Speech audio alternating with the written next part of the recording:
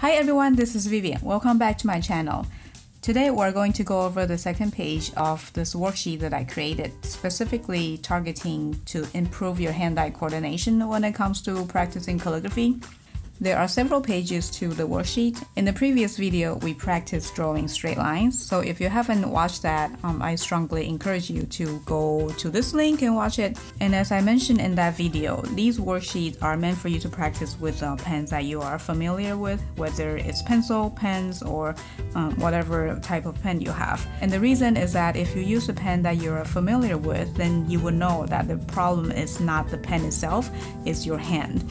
So that's what we're trying to improve, whether it's shakiness or it's just some hand-eye coordination issues. So with that said, these worksheets look a lot like the basic strokes practice sheet you see in every calligraphy practice package, but we're not going to focus on the thick and thin stroke. We're going to just focusing on the form and the shape that we're producing with our hands. So you can practice with a pencil, any kind of pen, mechanical pencil, or if you want to use brush pen, you can certainly do that. You can practice directly on the printout, or you can practice on the piece of tracing paper. The benefit is that you can later on just look at the drawings, the writing that you practice, and just without the distraction of the guide sheet. But today I'm going to practice directly on the printout, and I'm going to use the color pencil so it will show better on the camera. So let's dive in.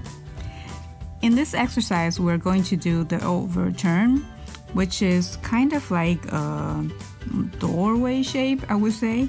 So imagine that you are driving a vehicle, like a big one, like a truck or a school bus, and you want to keep going straight until you hit about a quarter way to the top line and then make a turn. So you want to make the turn as smooth as you can. Try not to rush it, take your time to make this turn and then come back straight down. It's going to be a little tricky, but since you have practiced a lot of the straight line from the last exercise, doing the straight line should not be too hard. Today we're going to focus on making this curve. So start from the bottom, upward, and then turn, and then go back.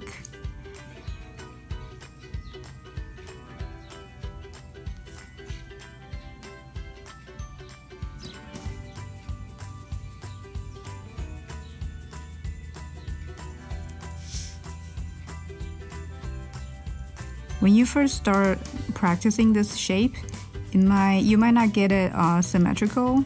You might have one side that's curving smoothly and the other side is not. So just keep on practicing and trying to make a symmetrical shape. So continue to do the second and the third row. And when you get to the fourth row, I have the first one that you can trace. And then you're going to draw the second one completely on your own. It's a little scary, but you can do it. Upright, and then make a turn. And then you get to copy it again.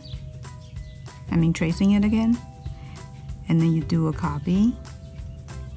So while doing the copy, also try to make them spaced equally. So obviously I'm not doing a very good job here, but you wanted to at the same time also train how your eyes can make the correct spacing. And once you have done a freehand one, you can really tell what's wrong with the shape you're drawing. So I can see that on this one, this particular one, it's a little squarish, so my turn is not as smooth. So there's a flat, the top gets flat at one point. It should be just only touch the top line and then went back, but mine is kind of touching it for too long. And also we want to see if we can really make sure that these two lines are parallel. So here I have this line is not straight. It should have been more straight here. So I need to work on the parallelness of this shape. Another trick is to turn if you're using a pencil, to turn your pencil as you're drawing because it does get dull. And then of course, obviously, you should keep on sharpening it as you go along. That's why I think if you have a mechanical pencil, that would be really helpful, because then you won't have to keep on sharpening your pencil. Okay, so I want you to do all of it, and then we can move on to the bottom half of this exercise, which is slanted version of this overturn. is gonna be a little tricky because we're not used to drawing things in a slant and curve, a skewed way.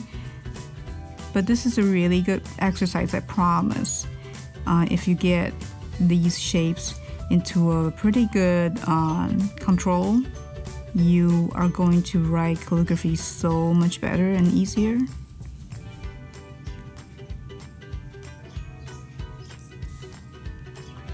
So when we're doing this slanted version, there's really only just two things I want you to focus on this exercise.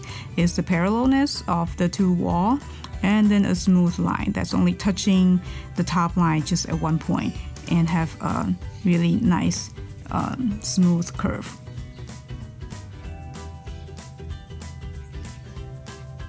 So continue to do all of this, and you can print out more of these sheets so you can do more practice. Just do one sheet at a time, take a break, and the next day do another sheet. That way you will actually enjoy the time that you're doing this. So I hope you enjoy this and keep on practicing. I'll see you next time.